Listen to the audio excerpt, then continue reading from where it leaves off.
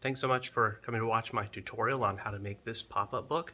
You can watch the original video on my TikTok at the Gonzaga Fan. All of the pictures and templates that you'll need are available through my link tree, and you can follow along to make your very own flipbook. These are all of the pictures and the templates that you'll need to make this pop-up book. These are all available in my link tree, and that's in the video description. The first thing we'll be making is the actual book, and for that you can use a piece of printer paper or a plain white piece of construction paper. You can see that I folded this in half lengthwise, and I pushed down hard to get a really good crease. And then I'm going to fold it in half again along the width. Try to get as clean of a crease as you possibly can so the book folds better. After the last fold, I opened it back up again, and I'm folding from the outside towards the middle so I can fold this into fourths. But instead of opening up the last fold, you can just fold it in half again. I'm using a popsicle stick to make sure I have a really good crease, and then I open it back up again all the way. Now I'm going to fold it in half along the width.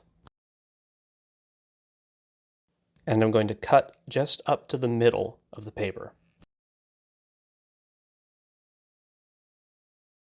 Then open it back up and fold it lengthwise again. The cut we made is what actually allows us to make the flipbook with pages instead of just folding it in half again. And even as I'm making the book, I'm still making sure I have really good creases so it folds really, really well.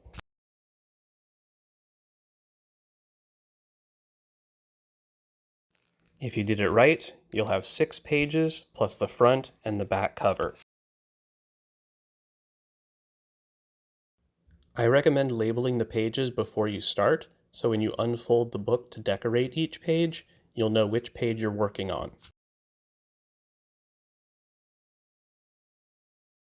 And now we unfold the book so we can get started. The front cover is pretty straightforward. Just mark out the size of the page on the picture and cut to size, and then glue it down.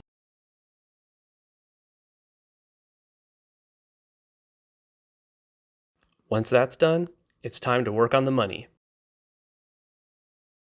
This is a 1/2 inch wide strip of cardstock that's about the width of 2 pages long. I have a couple small flaps on the bottom, and you can see I cut some angles at the corners so that it'll fold easily. And you glue the flap of the long side onto page 1 where the coins are, and the flap from the short side will go onto page 2. I cut a few pieces of rubber band to make the money jiggle, and then you just glue both halves of the coin around the rubber band so it'll dance around. And then you can glue the rubber bands to the pop-up strip. For the cash, you'll glue it front and back, and then line it up so that it won't cover your text, and glue them down separately so they can fold when you fold the pop-up later. And you can decorate the page with the extra coins. Now we're going to work on the wiggle wiggle and dribble dribble pages. I'm making a spring out of paper, and to do that I glue 2 thin strips of paper together, and then I fold one over the other and glue that one as well. And then I follow a pattern of folding one over and then folding the second one over and gluing it down.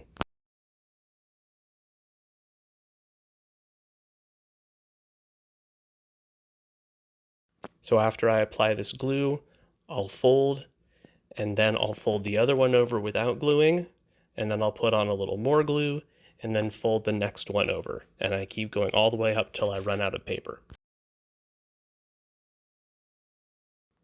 And then you glue the ends together, and you have your spring. To make the peach sturdier, I'm gluing it onto a few layers of paper, and once it dries, I'll cut around it. You can also use cardstock or an index card. Then I'll glue the spring onto the back of the peach, and I'll glue that to the paper. For the basketballs, I took a strip of paper, and I'm folding it over a few times and gluing it to make it really sturdy. Again, you can use some cardstock or an index card. Then I'll glue the basketballs onto some backing paper to make them thicker, and then I'll glue those to the stick that moves the basketballs up and down.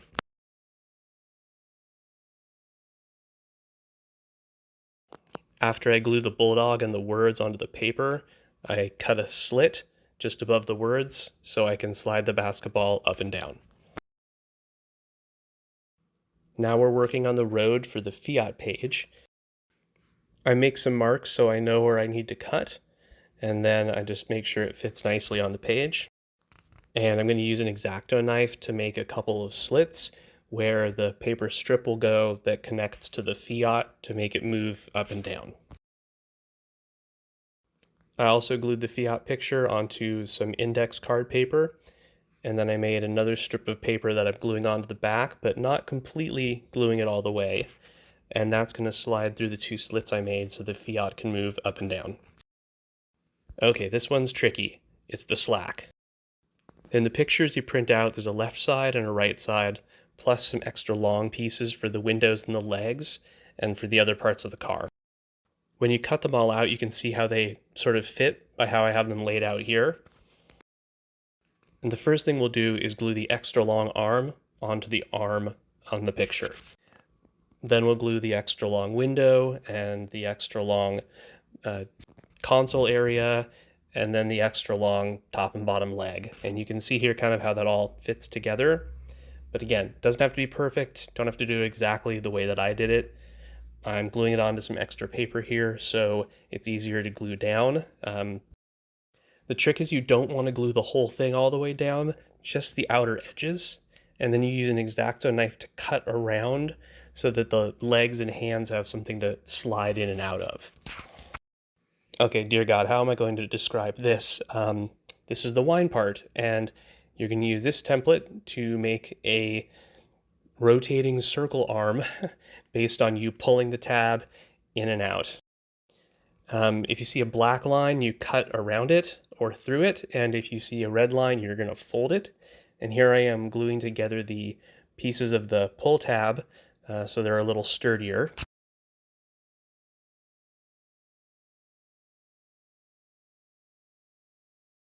And this part I'm zooming in on is really important. It's going to hold the pull tab to the paper. You really want to make sure you crease each of these red lines really well, and then fold each of them individually so that it curls more than it folds when you're sliding the tab in and out. You'll see what I mean when I put it together. Don't worry too much about understanding it now. So I've cut out all the parts, I've glued them down on backing paper so they're extra sturdy, and I'm going to cut out some of these small inner pieces so that they'll all be able to fit together later.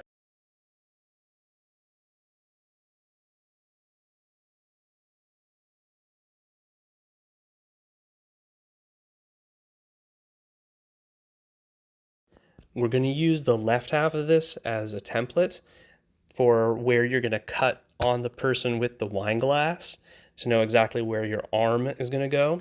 And to make it fit, I actually had to cut the arm off and glue it back together at a different angle so it fits better into his mouth. And once I have a good angle, I'll glue it together to make sure it stays. So here I'm checking to see where exactly I'm going to put the arm, and I mark it with a little hole through both pieces of paper. And then I can line that up with the cuts I made earlier to where I'll cut in the picture to where the bar is going to fit through that his wine glass arm will be holding words. And I'm going to mark a spot here where the center of the two-armed circle goes. And I'm gluing these two pieces together, and you only want to glue the circle part together. You can see I can separate those two arms. That's really important. And I'm going to pull up two of these little flaps, and I'm only going to glue on the part that I haven't pulled up, because the little flaps are going to be what lets the arms rotate around in a circle. You'll see that in just a second. And here I'm kind of pinching the flaps together so that I can fit the two circles over the top of those flaps and make sure they fit really securely inside. And it takes a little fiddling. You can see mine aren't perfect just yet. I'm sliding the little rectangle on the pull tab just on the bottom arm so it moves the whole mechanism when I slide it back and forth. And this is the important part I was telling you about. You're going to glue the flap here upside down so that it stops the pull tab from moving too far in either direction. And now I'm just going to line up that arm through that hole and glue the person down around the edges. You want to make sure you don't cover up the part with glue where the pull tab will actually be sliding back and forth. All right, we're in the home stretch. I'm just lining up where the arm is going to go, and I cut this little piece to act again like a little place where you can rotate, and you want to glue just the little middle part, not the flaps. And I'm putting some extra paper here to glue down the whole picture without accidentally gluing down on top of the pull tab. And then finally I'm cutting a hole inside the shoulder so that it will fit over the flaps that we glued down onto the shoulder of the wine dude. And I'll fit that over the top carefully, and I'll glue the wine glass where it needs to go on the arm so that when you pull the tab back and forth, it actually moves the arm with the wine glass. Okay, last part, I promise, the nice part. So we're going to cover that up in glue, and we're actually going to open up the whole book again, and we're going to glue it down just kind of around the edges. Make sure you don't cover up anything that needs to move.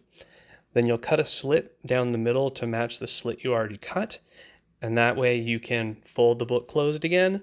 And here I am, I'm going to show you what it looks like. Can you remember? Thank you so much for following along again. These are all in my link tree. You can see my TikTok at the Gonzaga fan. I really appreciate the support. Thank you so much. And happy folding, everybody. No slack, but luckily the seats go back. I got a knack to relax in my mind, sipping some red wine.